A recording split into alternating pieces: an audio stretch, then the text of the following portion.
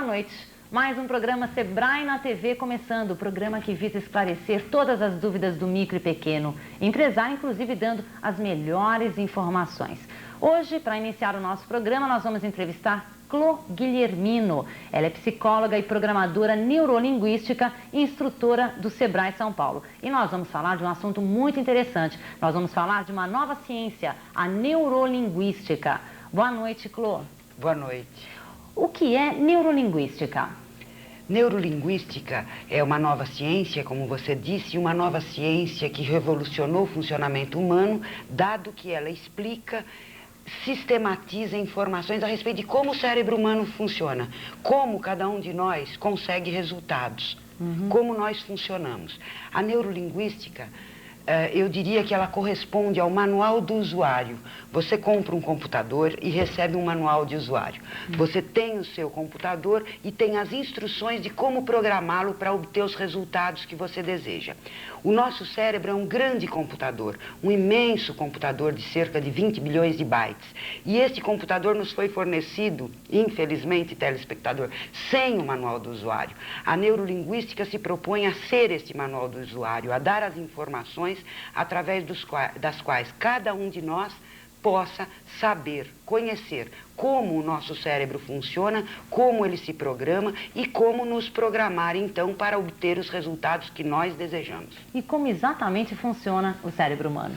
O cérebro humano funciona usando linguagens, assim como um computador usa linguagem, e se você tem um computador que está programado para funcionar na linguagem COBOL, por exemplo, não adianta você acionar esse computador em BASIC, embora seja uma ótima linguagem também, essa linguagem não funciona com esse computador.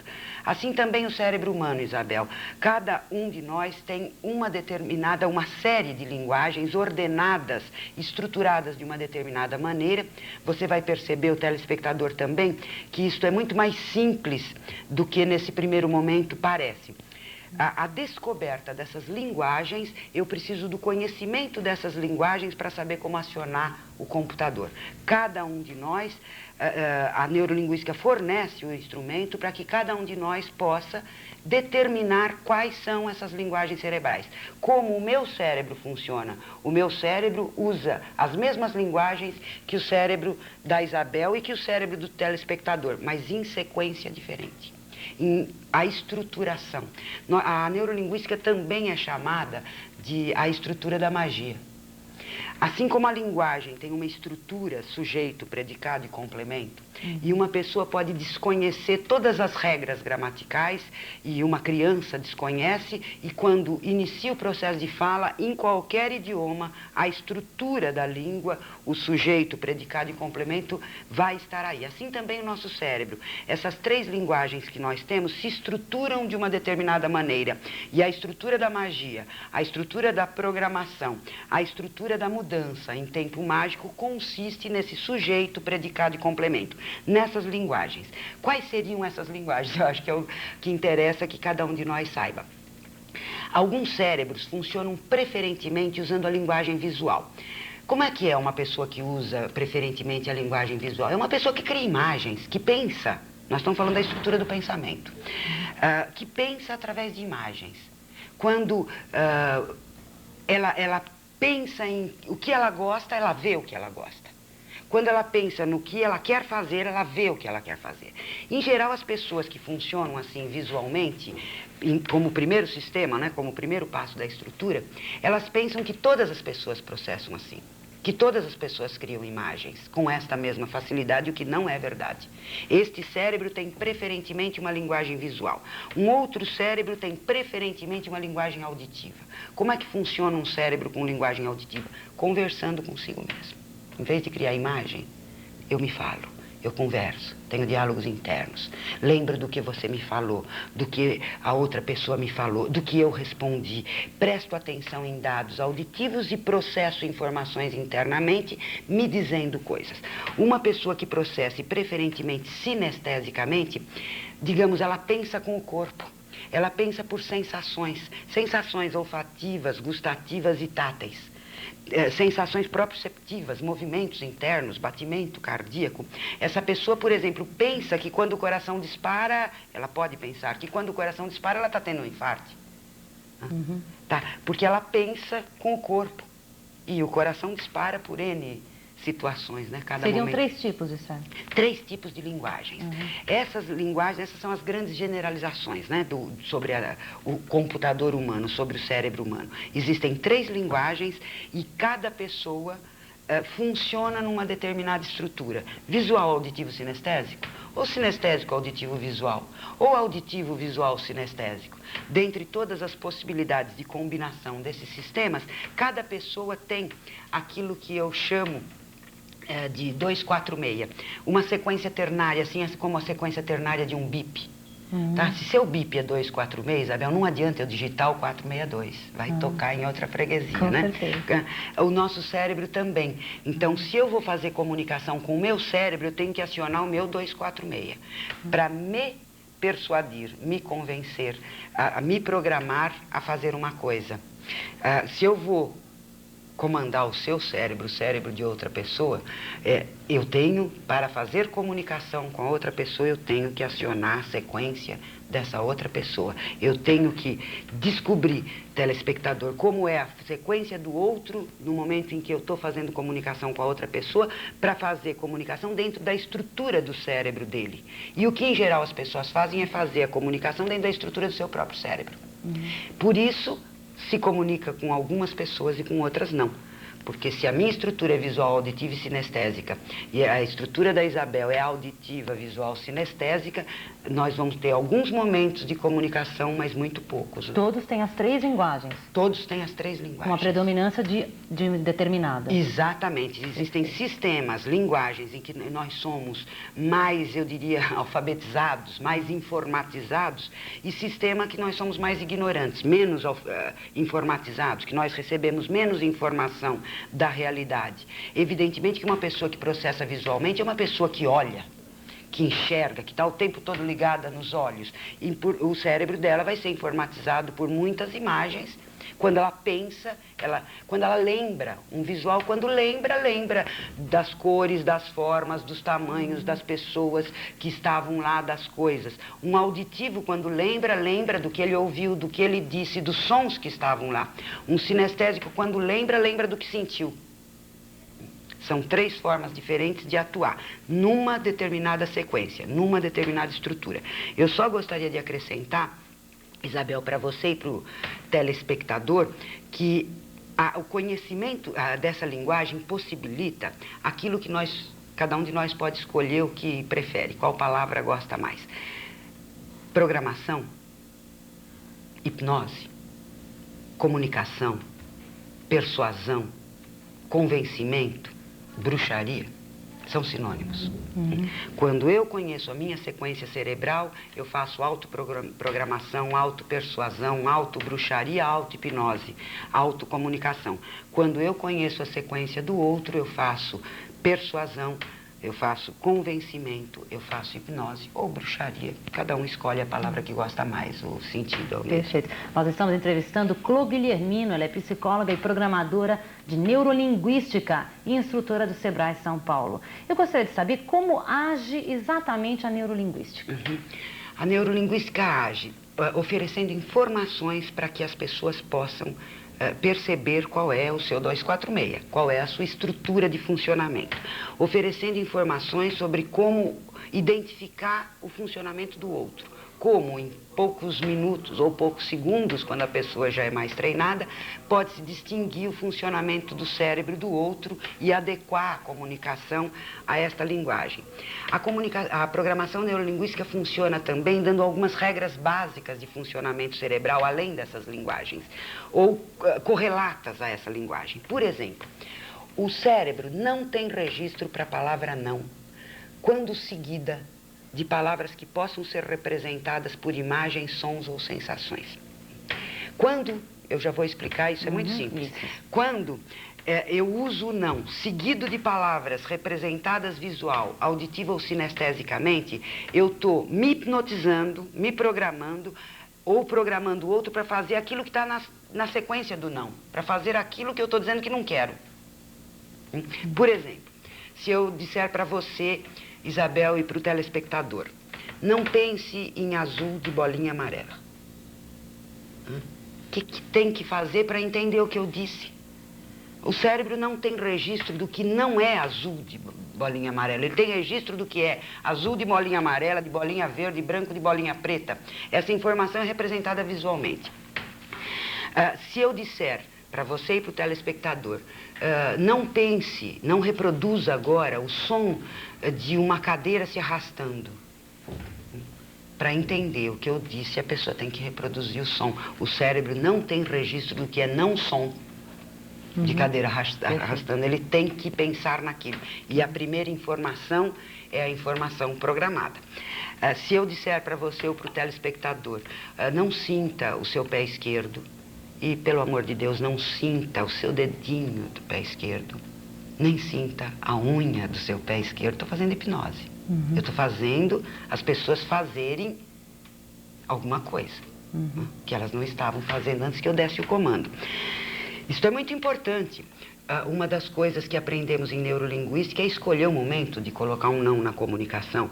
Imagine quais os resultados se eu estou dizendo para mim mesmo, eu não vou fazer maus negócios. Eu não vou me sair mal naquele programa, na televisão. Eu não vou. Meu cérebro vai representar aquilo que eu estou dizendo que não quero. E vai me programar para obter aquele resultado. Em outras palavras, como age a neurolinguística? A neurolinguística age dando instrumentos para que cada um programe os seus resultados desejados. E vou te dar um outro exemplo na comunicação externa. O que vocês acham que aconteceria se meu filho está em cima de uma árvore, em cima de um móvel, criança pequena, e eu digo para ele, não vai cair, hein? Se ele representa visualmente, ele vai se ver caindo. Se ele se vê caindo e o segundo sistema dele é sinestésico, ele se sente caindo. E se ele se sente caindo, ele diz, meu Deus, estou caindo. E aí ele fez um programa para cair.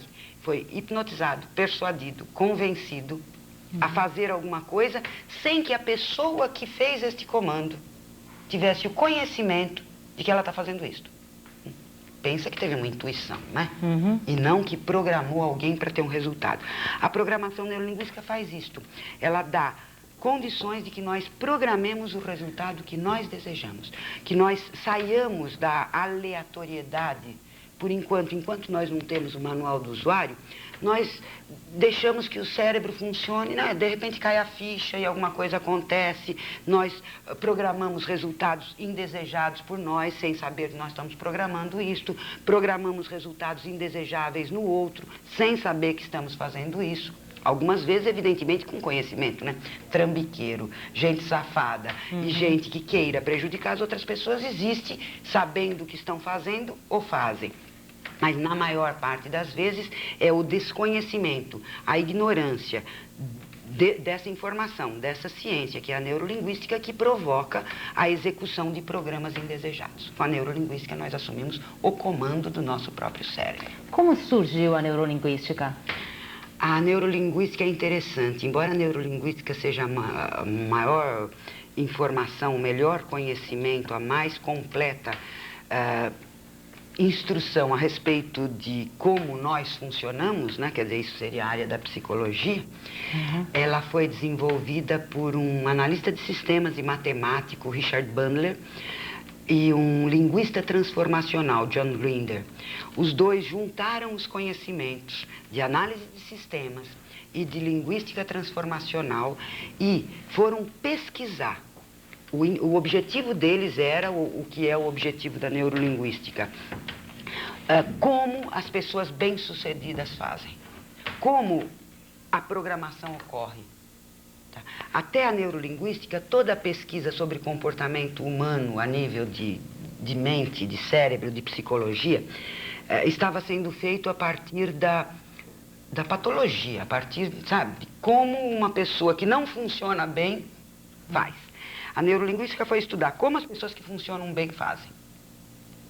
E pesquisar assim, por exemplo, foram gravadas mais de 200 horas de vídeo só com uma pessoa, que era um grande especialista em neurolinguística antes da ciência existir, né? Porque programação neurolinguística, você já percebeu, e o telespectador também, que todos nós já fazemos, todos nós já programamos os nossos resultados. Só que sem o nosso controle, sem o nosso comando, muitas vezes conseguindo resultados que não são os que nós desejamos. O Bandler e o Grinder localizaram pessoas que sabiam conseguir resultados, os resultados desejados, e foram filmar, gravar essas pessoas. Por exemplo, uma das pessoas pesquisadas foi o Milton Erickson. Milton Erickson foi o maior hipnotizador conhecido no mundo. Não um hipnotizador daquele que, em geral, as pessoas pensam que é assim que a hipnose deve ser. Drome, né? Chacoalhando o reloginho na sua frente. É a ideia que as pessoas falam. É isso, que isso seja hipnose. Não, as pessoas acordadas, prestando atenção na conversa, são hipnotizadas. O Milton Erickson fazia isso, hipnose acordado, que é neurolinguística. Que é programação. Hipnose é sinônimo de programação. Ele só atendia clientes impossíveis. Impossíveis em que sentido? Aqueles que já tinham sido internados, aqueles que já tinham, faziam 20 anos de terapia, de análise, não tinham jeito. Passado por tudo já. Chamados clientes impossíveis. Quando os terapeutas desistiam, eles podiam levá-lo ao Milton Erickson e ele, de 1 a 5 sessões, resolvia. Bom, esse homem foi gravado durante 200 horas para perceber o que ele fazia. Outras pessoas, vendedores, os chamados vendedores de $1 milhão nos Estados Unidos, então, que conseguem persuadir pessoas a comprarem os produtos deles. Essas pessoas foram pesquisadas. Pajés de tribo, curandeiros, gente que faz cura, mudança. E depois, essa informação foi sistematizada. O que todos eles faziam em comum? Desvestindo as pessoas dos rituais que elas usam para fazer a transformação, tá? Um pajé de tribo vai botar uma roupa, vai fazer uma dança, tá? Ele usa um determinado ritual para fazer a mudança. Desvestindo a coisa do ritual, qual é o processo? O núcleo, a estrutura. E a descoberta, então, desta estrutura e de instrumentos para otimizar os processos cerebrais, foram essas as descobertas do Bandler e do Grinder, e que constituem o corpo de conhecimentos da programação. Eu gostaria que a senhora explicasse, assim, cada um dos sistemas. O que seria o sistema visual? O sistema visual, uma pessoa que processa visualmente, em princípio ela informatiza o computador de dados visuais. É uma pessoa muito ligada, o canal de input dela predileto são os olhos. Ela olha muito, ela vê muito e ela informatiza o cérebro com imagens. Como será que pensa uma pessoa cujo cérebro é cheio de imagens? Quais são os valores de uma pessoa cujo cérebro está cheio de imagens? O que é que provoca prazer e dor, bem-estar e mal-estar para uma pessoa cujo sistema visual, cujo sistema predileto seja o visual, cujo cérebro funcione criando imagens? Essa pessoa vai ter como valores a ordem, a limpeza. Ela vai ter como valor a estética. O que provoca prazer para um visual é ver as coisas em ordem, é ver coisas estéticas. O que provoca dor é coisa desorganizada, suja. Tá? Seriam as principais características? Os valores de um visual. O sistema visual consiste em estar processando a informação visualmente e interpretando a realidade visualmente.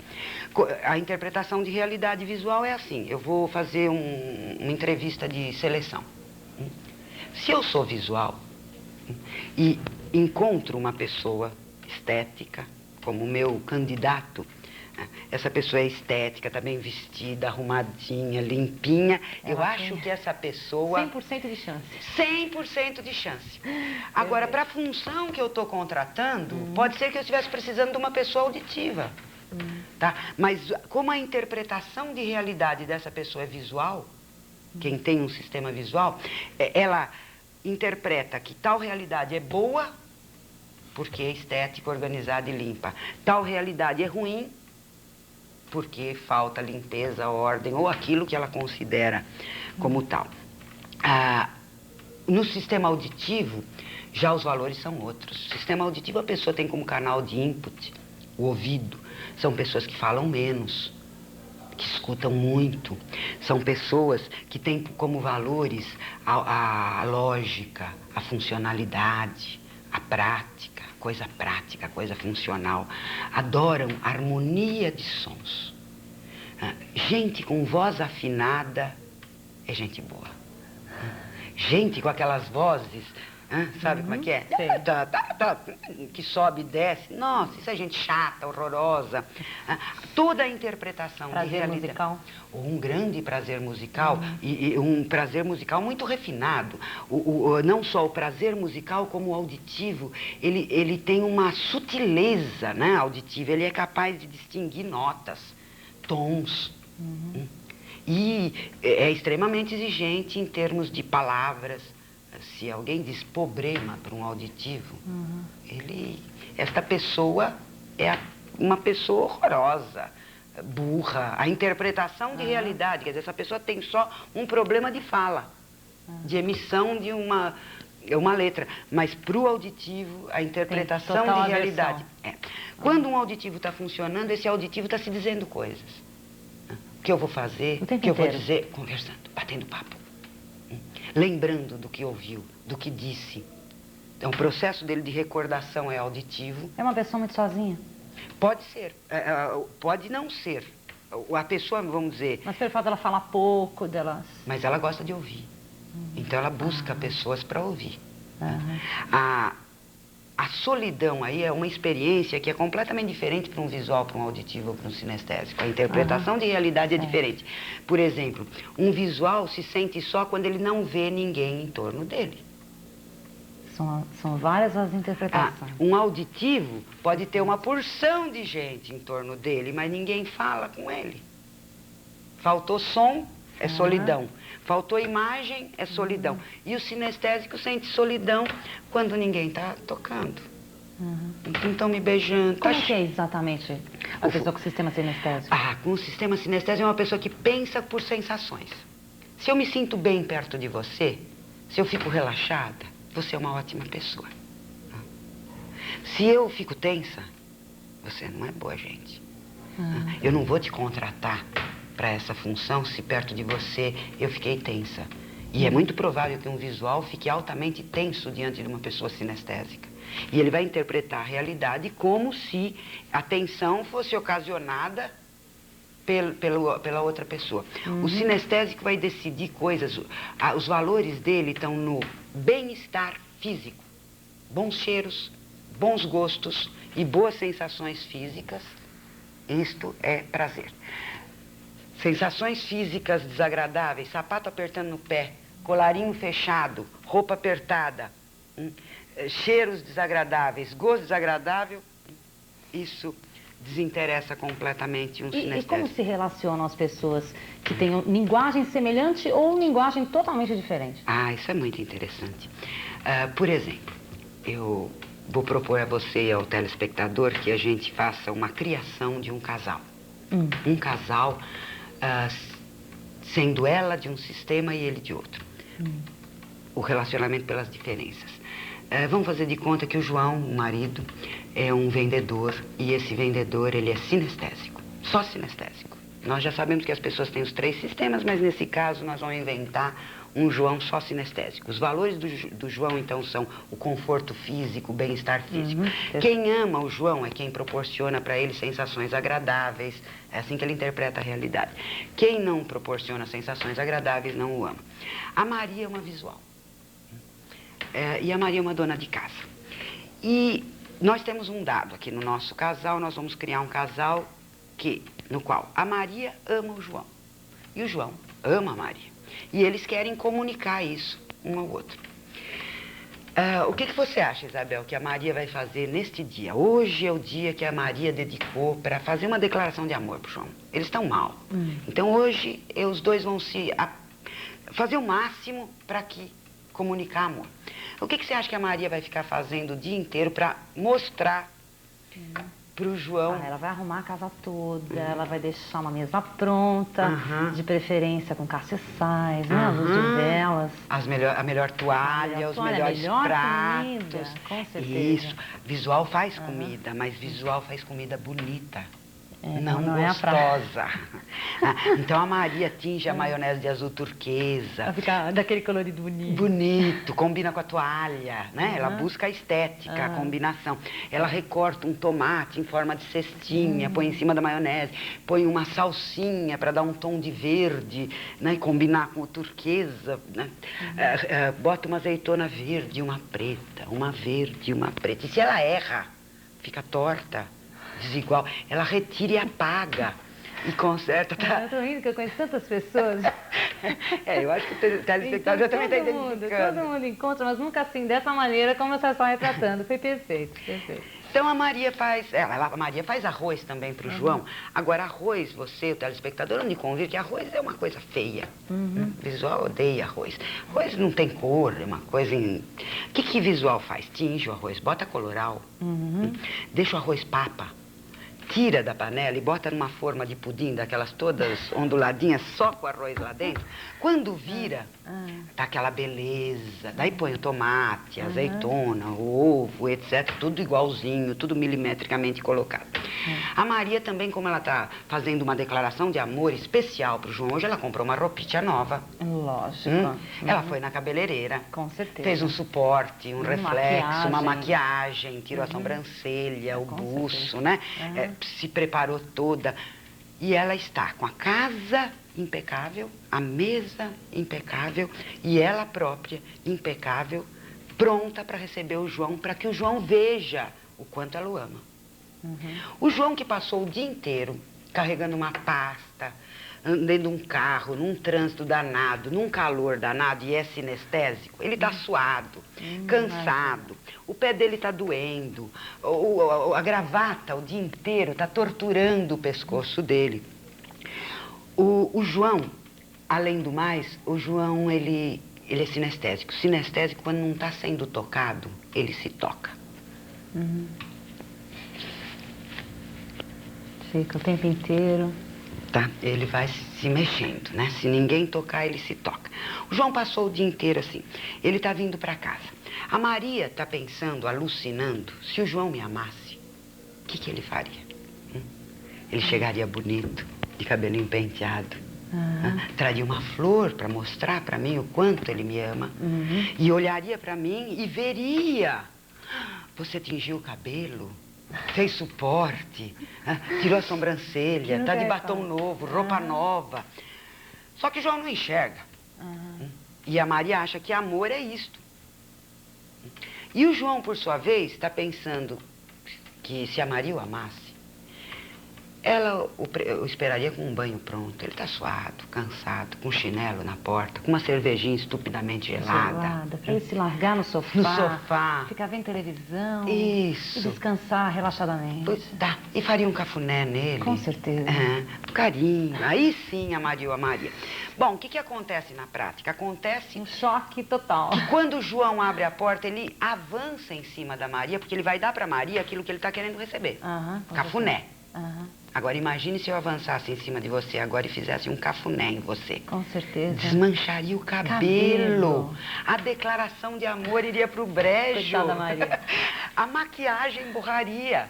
A declaração de amor dela se desintegraria. Ela não pode permitir. Quando o João vem para agradar a Maria, para fazer um carinho, a Maria... Já. E o João pensa, ela me rejeita. Ela não gosta. Ela não me ama. Ela não me ama. A Maria, por sua vez, viu aquele homem entrar de barba crescida, cabelo despenteado, camisa fora da classe. Ele também não me ama. E esses dois, o João, quando entra em casa, vai tomar um banho. Aí ele tá já chateado, né? Porque a Maria o recebeu mal. A Maria está muito aborrecida porque ele não viu nada. E entrou jogando paletó para um lado, sapato para outro, estragando a arrumação da Maria. E aí ele vai tomar um banho. Você já viu alguma vez um banheiro de visual? Como? Sabonete combina com azulejo. As toalhas, todas iguais, né? Monograma, MJ, né, Maria João? As toalhas são colocadas com as mesmas dobras. Ela dá distância, Claro. E acerta no mesmo comprimento, todas as toalhas, o tapetinho, ela ajeita a franja de tapete, né? Arruma tudo. Você já viu o banheiro, telespectador, depois que sinestésico toma banho? Como fica o banheiro depois do sinestésico? Sinestésico começa que o João não vai fechar a porta do box. Porque ele gosta de movimento, de espaço. Ele vai ficar lá sufocado? Não vai, ele vai deixar aberto. Quando ele termina, você acha que ele vai pôr o pé dele naquela água gelada que caiu no chão? De jeito nenhum. Não, ele vai fazer um caminho com as toalhas da Maria. E sabonete jogado no chão. Olha, aquela... a Maria matava esse sinestésico. É o que a Maria quer fazer com ele mesmo. Com certeza. Bom, aí esse casal ainda pode tentar salvar o casamento, por exemplo, né? Aliás, sinestésico costuma jogar cinza no vasinho de violeta da Maria. Porque é o mais próximo, né? O sinestésico busca o conforto. O que está mais perto de mim é o vaso, então é lá que eu vou jogar. Até planta cigarrinho, assim. Sabe aqueles cigarrinhos plantados no vaso? A Maria põe cinzeiros pro João, mas não adianta, porque sinestésico bate a cinza, ele não bate cinza, a cinza cai. Quando ele vai mudar de mão, ele vai fumando, a cinza cai. No tapete da Maria. Na sua opinião, Clô, daria certo esse casamento justamente por essas diferenças, como as pessoas falam? Daria certo no momento que cada um deles entendessem que uma linguagem é muito pobre. Tá? Que esse modelo de mundo de ambos é muito pobre. Eles precisariam desenvolver, porque os dois têm razão. Dentro das suas características. Sim, e imagine o que seria se a Maria entendesse a linguagem sinestésica e pudesse comunicar ao João sinestesicamente que ela o ama. Se o João entendesse a comunicação visual e pudesse comunicar visualmente para Maria que ele a ama, aí sim esse casal teria conserto. Eles teriam que entender e tomar para si um pouco de cada sistema. Exato. Uma dosagem equilibrada para poder... Porque a tendência das pessoas pensarem que o certo, se eu sou visual, o certo é ser visual. O errado, minha interpretação de realidade, é ser como o outro é. Tá? E, na verdade, os três sistemas são certos. São três jeitos diferentes de lidar com a realidade. E a realidade está nos três sistemas. Qualquer realidade é visual, porque tem forma, tamanho, cor.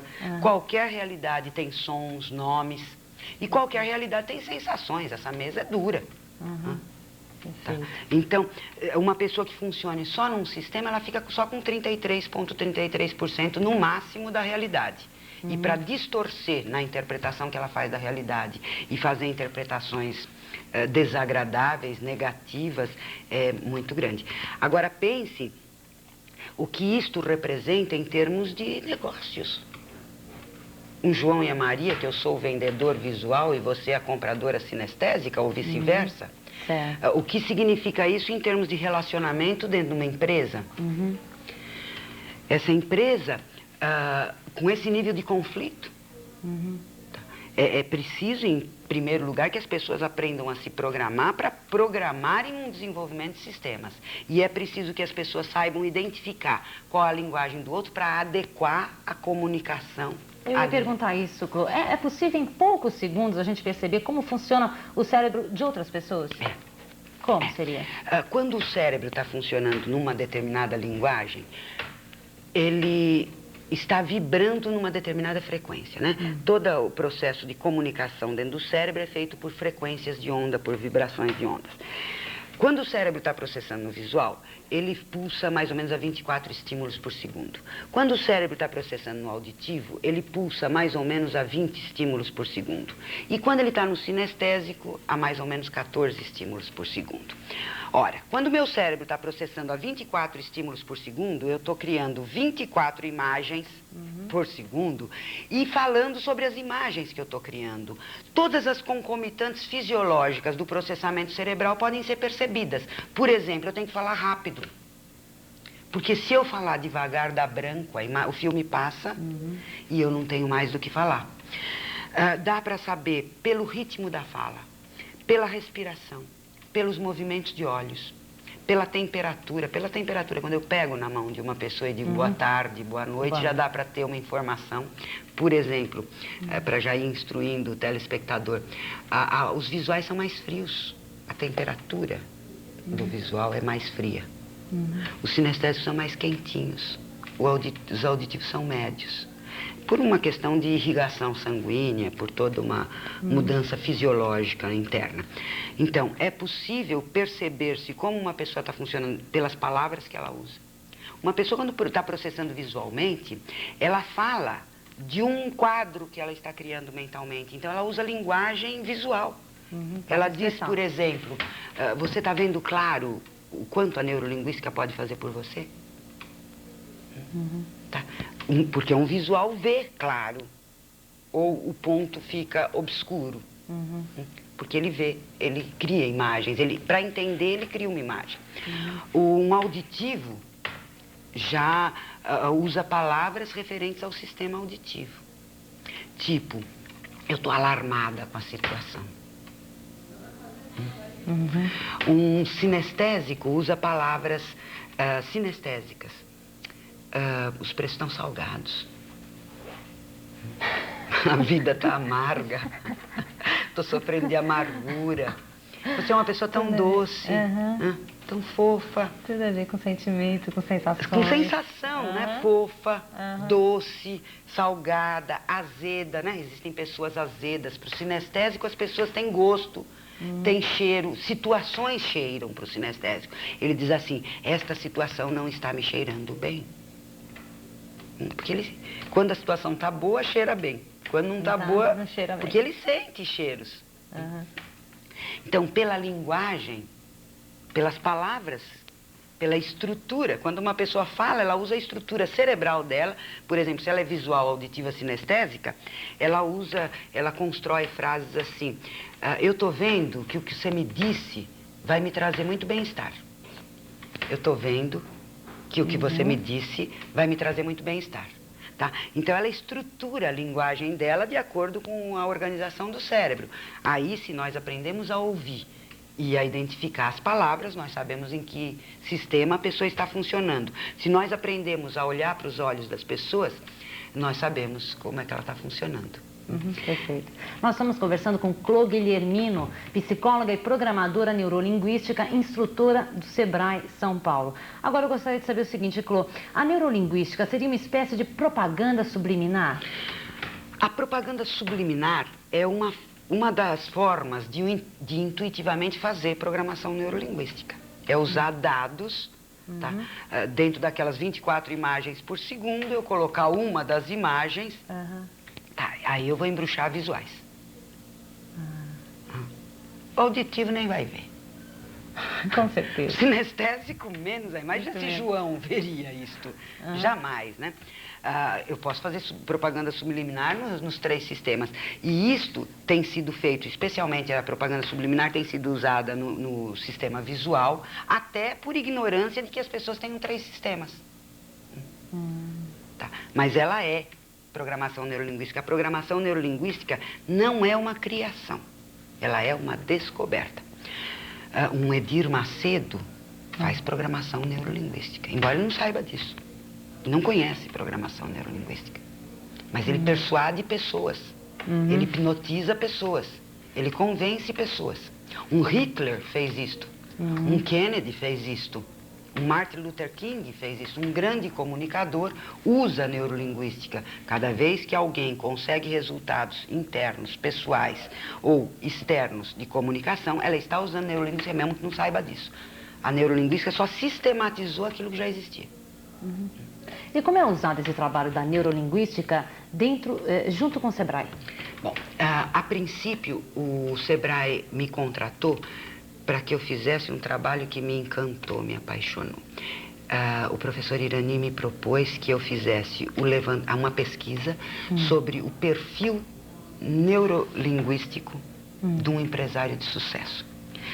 O Sebrae me apresentou um dado que estarrecedor, de que de 100 empresas que abrem, em 5 anos sobrevivem 5. 95 empresas morrem no decorrer desses 5 anos. É um índice de mortalidade alto demais e o Sebrae faz todo esse trabalho que faz em função de conseguir resultados muito melhores que esses, né? Que as empresas que sobrevivam sejam em número muito maior do que as que morrem no meio do caminho.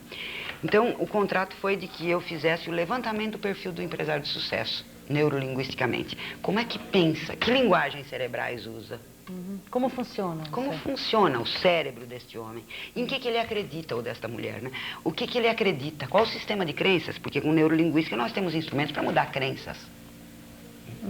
Tá? Uma crença é alguma coisa que você colocou dentro da sua sequência, aquela informação. Se você quiser mudar a crença, você faz de novo, naquela mesma estruturação, outra crença. Enfim, tem uma porção de procedimentos para se fazer isso. E aí, então, entrevistamos uma série de empresários bem-sucedidos e fizemos o levantamento deste perfil neurolinguístico do empresário de sucesso. Como é que ele é. E qual é o perfil desse empresário? O empresário de sucesso, a nível de representação mental, a nível de linguagens cerebrais, ele funciona preferentemente de forma visual, auditiva, sinestésica. Ele é uma pessoa que se relaciona com a realidade criando imagens.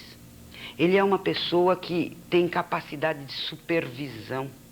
Ele enxerga de cima. O sinestésico enxerga de dentro. O visual, ele sai e enxerga de fora. Então, ele tem que ser uma pessoa visual porque ele tem que fazer previsões.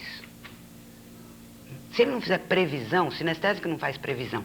Se um empresário não faz previsão, vira aquele tipo de administração por bombeiro que chama, né? Apagador de incêndio. Quando ele se sente mal, quando a coisa explodiu, aí vamos tomar as providências.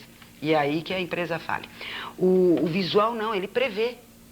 E prevê estratégias para a resolução do possível acontecimento futuro. Ele é também auditivo e, em último lugar, sinestésico. A sequência é visual, auditiva, sinestésica. O empresário de sucesso, ele tem... Você sabe que as pessoas têm valores. E todos os valores são valores. Só que cada um de nós hierarquiza os valores de forma diferente. A hierarquia de valores de um empresário de sucesso é diferente da hierarquia de valores de um empresário mal-sucedido. O empresário de sucesso, por exemplo, adora dinheiro. Dinheiro é um valor para ele.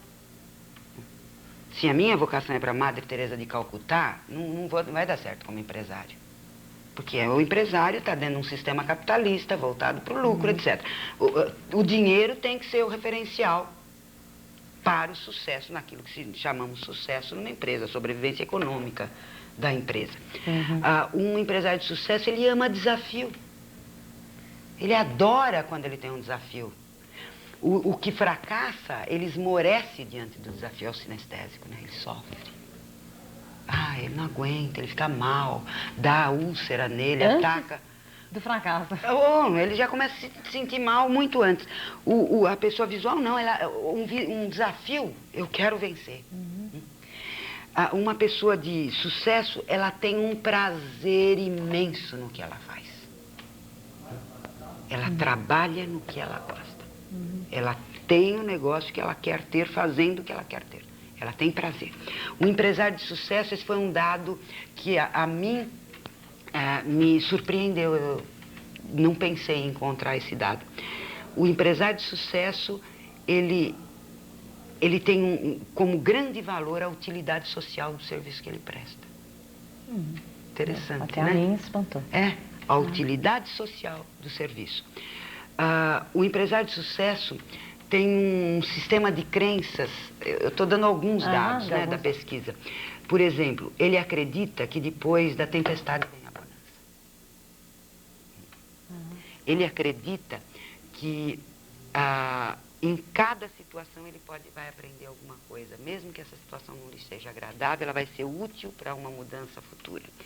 Ele acredita que a qualidade do serviço e do produto são fundamentais para o êxito dele. Ele não pensa, vou fazer um produto vagabundo e vender caro só para tirar dinheiro desse povo. Não. Ele sabe, acredita que ele precisa apresentar um produto de qualidade, num preço compatível à qualidade desse produto e um serviço de qualidade para ele ser bem-sucedido. Porque ele tem uma visão de futuro, ele não quer ser bem-sucedido só hoje. Ele não vende carnê do baú da felicidade, né? Que é só hoje que eu estou fazendo isso, amanhã eu estou fazendo outra coisa. Ele tem um negócio voltado para o futuro. Ele é voltado para possibilidades. Distinguindo isto, existem pessoas que são voltadas para a satisfação de necessidades. Existem pessoas que são voltadas para possibilidades. Quem é voltado para a necessidade é voltado para o presente. O tempo em que essa pessoa atua é o presente. A minha necessidade agora, hoje é esta. Então, quem é voltado para a necessidade, por exemplo, se tem um Fusca, fica feliz, porque a condução, a necessidade está satisfeita, né? Uma pessoa movida por possibilidade, ela não quer o Fusca. Ela quer o Tempra. E o Mercedes. E por que não o Mercedes? A possibilidade, eu posso ter um Fusca hoje, mas eu tenho possibilidade de amanhã vir a ter um Corcel 2 e a possibilidade de depois ter um Tempra e a possibilidade de ter um Mercedes. O empresário de sucesso, ele está vislumbrando possibilidades de futuro. O tempo em que vive o empresário de sucesso é o tempo futuro. Ele não vive no passado e nem no presente. Ele consulta o passado como fonte de informações, o que eu fiz ontem, o que deu certo, o que não deu. Ele se reporta ao presente para buscar os dados, mas o mundo no qual ele vive é um mundo futurista. Agora, qual a importância prática de um empresário ter conhecimento da neurolinguística? Mais do que ter conhecimento, né? O trabalho que nós estamos fazendo no Sebrae é de implantação do perfil do empresário de sucesso. Existe, evidentemente, uma série de informações como essas que eu já dei para você e para o telespectador, de que o empresário precisa ter conhecimento. Informações que, durante esses treinamentos, esses cursos, nós passamos para o empresário, porque para fazer o serviço seguinte, que é da implantação do perfil, a informação tem que ser passada ao empresário. Ele precisa ver o que é a neurolinguística e como pode ajudá-lo. Numa segunda etapa, esses treinamentos têm 24 horas de duração. Mais ou menos por 10 horas ele recebe as informações necessárias para ele otimizar o comportamento dele, a conduta dele, os sentimentos dele e entender o que vai acontecer em seguida. Em seguida, nas 14 horas seguintes, nós vamos implantar esse sistema de crenças. Nós vamos implantar essa linha de tempo futura, essa visão de futuro. Nós vamos implantar esse gosto pelas possibilidades, desde que eles queiram, evidentemente, né? A última palavra é de quem decide se quer ou não fazer a mudança. Então, o programa, em primeiro momento, fizemos uma pesquisa. Qual é o perfil? Num segundo momento, estamos fazendo a implantação desse perfil.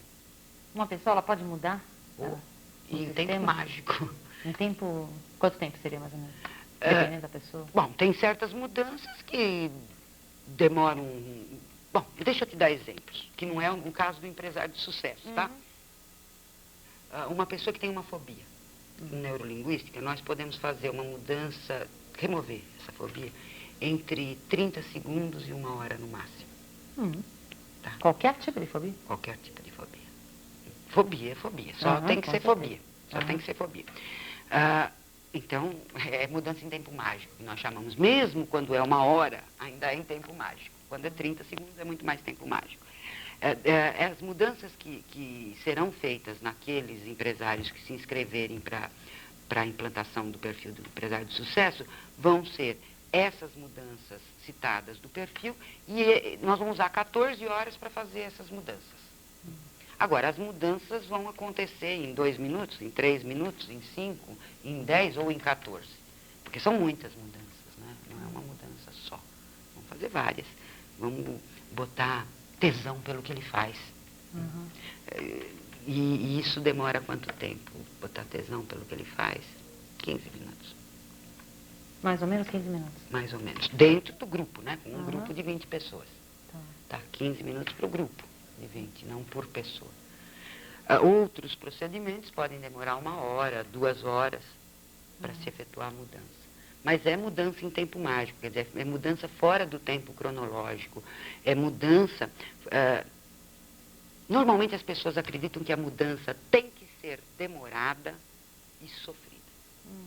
E a neurolinguística revoluciona exatamente isso, porque nós fazemos a mudança de forma indolor, rápida e simples.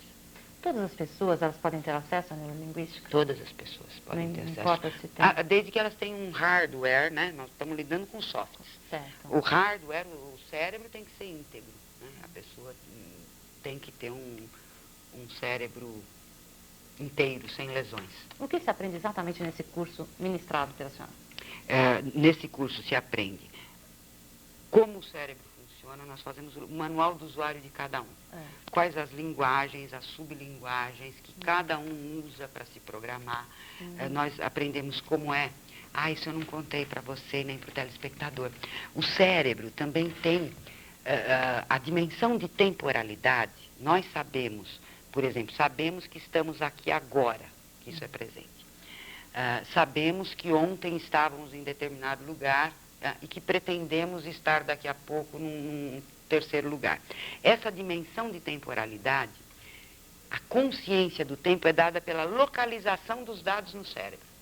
E eu disse para você que o empresário de sucesso é mobilizado por futuro. E nós fazemos o que nós chamamos de levantamento da linha de tempo dessa pessoa. Onde é que o cérebro dele recebe a informação que ele registra como passado? Onde é que o cérebro dele registra uma informação como presente? E onde é que registra como futuro?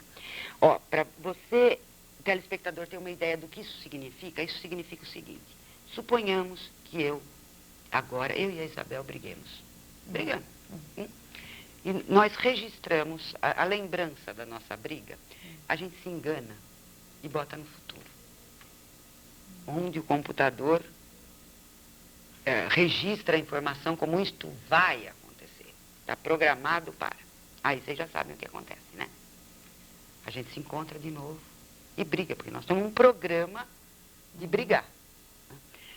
Tem casais, por exemplo, e você e o telespectador devem conhecer vários assim. Eu tenho caso, ou namoro, ou tenho um caso e terminamos. Aí esse término, em vez de colocar no passado, terminei. Acabou. Eu boto no futuro. Aí caso de novo. Só que muda só o SIC e o RG do sujeito. Ou da sujeita, né? O resto é igualzinho. O programa está aí, é para viver assim. E terminar assim, vai terminar de novo do mesmo jeito.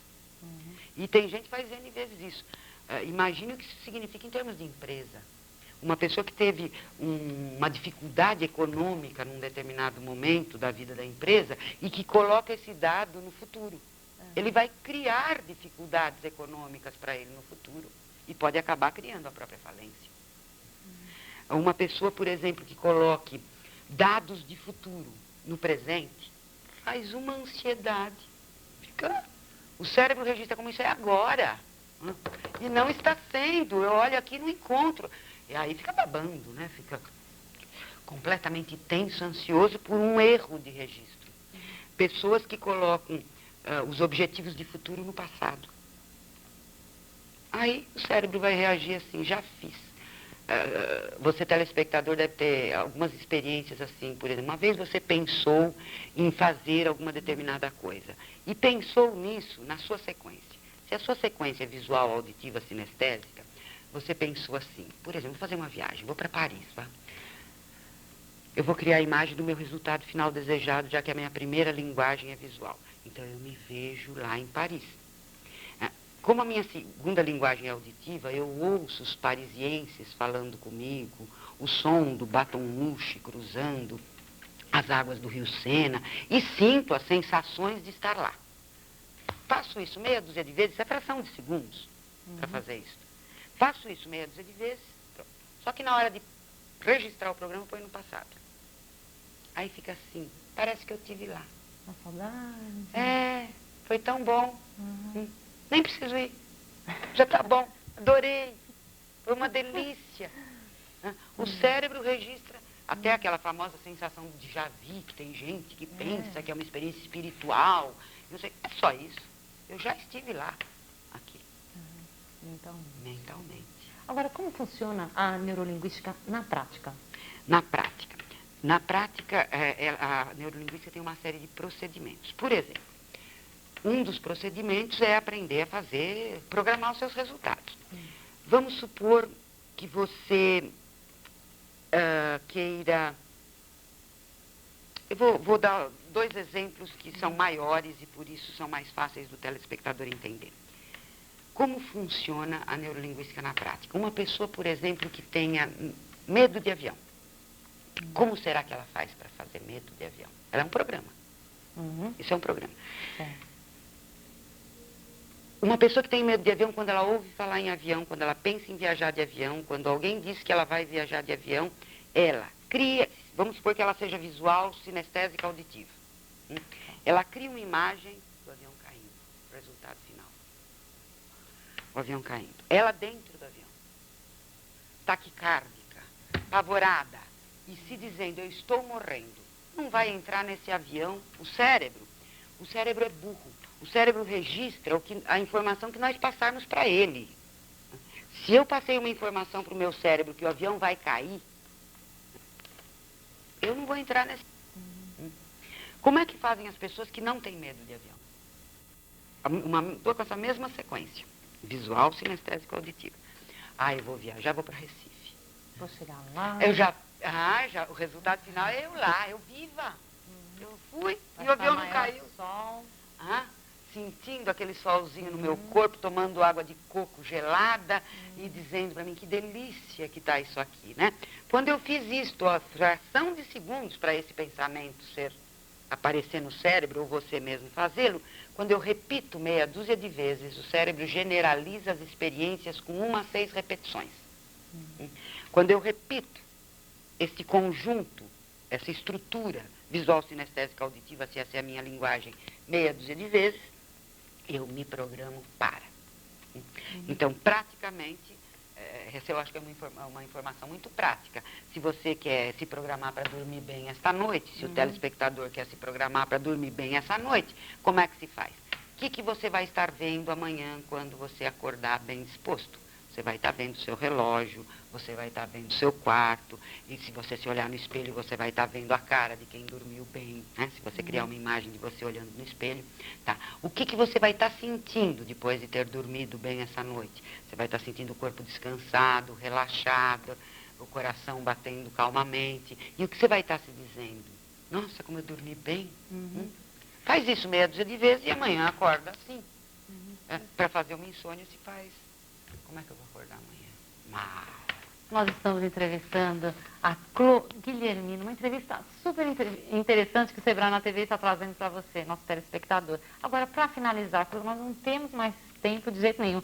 Que análise a senhora faria de mim? Bom, você já sabe, não sabe? Deduzo. Vamos ver se então, acerta. Me conta. Você é? Eu acho que eu seria visual. Em primeiro lugar, visual. Em segundo, auditiva e terceiro, sinestésico. Você tem o perfil de uma empresária de sucesso. Grande, se você quiser montar uma empresa, já comece, porque você já tem. Você começa bem, você começa naturalmente com os instrumentos que algumas pessoas vão ter que desenvolver, ser implantado, você já tem. Sua sequência sendo visual, auditiva, sinestésica. Bom, como é que eu sei disso?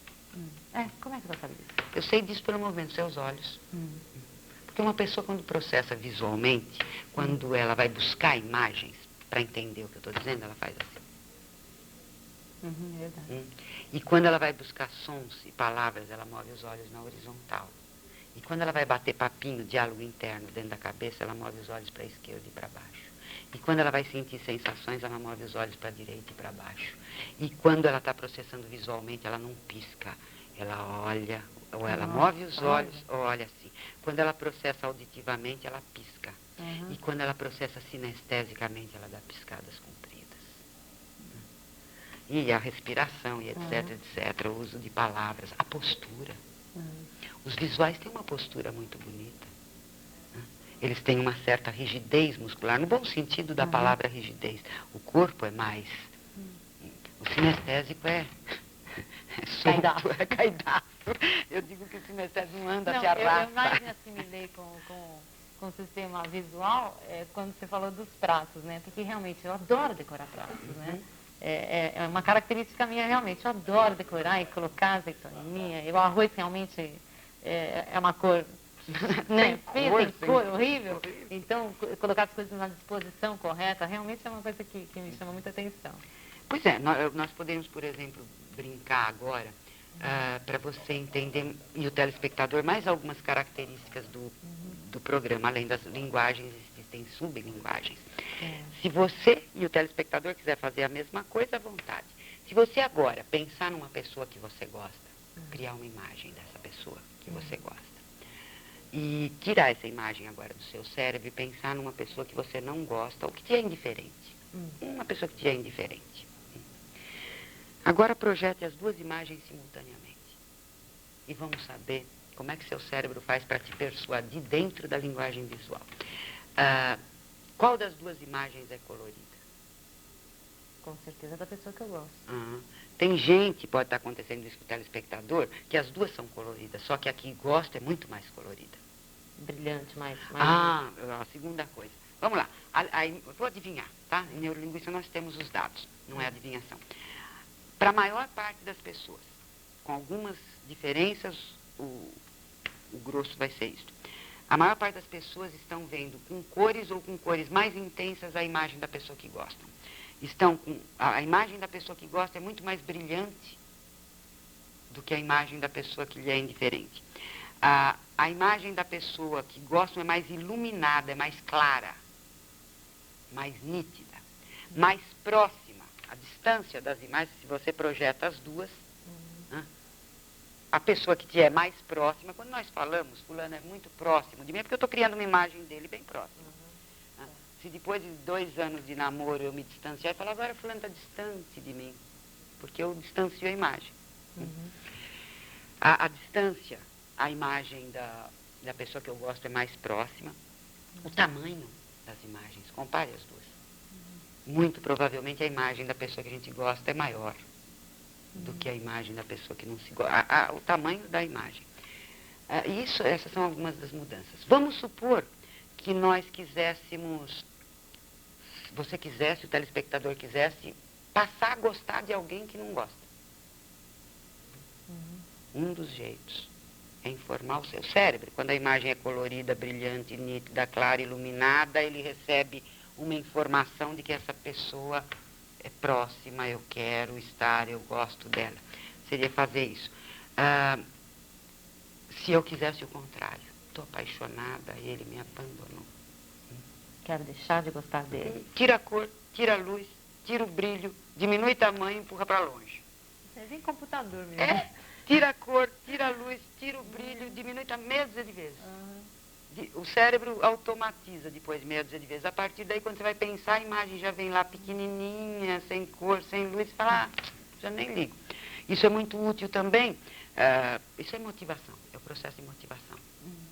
Cada vez que você ou o telespectador quiserem se motivar por alguma coisa no aspecto visual, no primeiro passo da estratégia, coloque luz, cor, brilho, proximidade, imagem grande, e o computador recebe a informação de que é para me dirigir para essa coisa. Se você ou o telespectador pensarem numa comida que gostam muito, pela qual são muito motivados, e numa outra que gostam pouco ou nada. Agora, se experimentarem, pensarem na comida que gostam, sem cor, sem luz, sem brilho, pequenininho, longe, desastre. Desmotiva. Nós não temos mais tempo, infelizmente. Nós agradecemos muito a presença da Clô Guilhermino, psicóloga e programadora neurolinguística, instrutora do Sebrae São Paulo. E nós esperamos que você, nosso telespectador, micro e pequeno empresário, tenha aproveitado bastante essa entrevista. Sebrae na TV fica por aqui, mas nós voltamos na próxima quarta-feira, sempre às 10 horas da noite. Uma boa noite e até lá!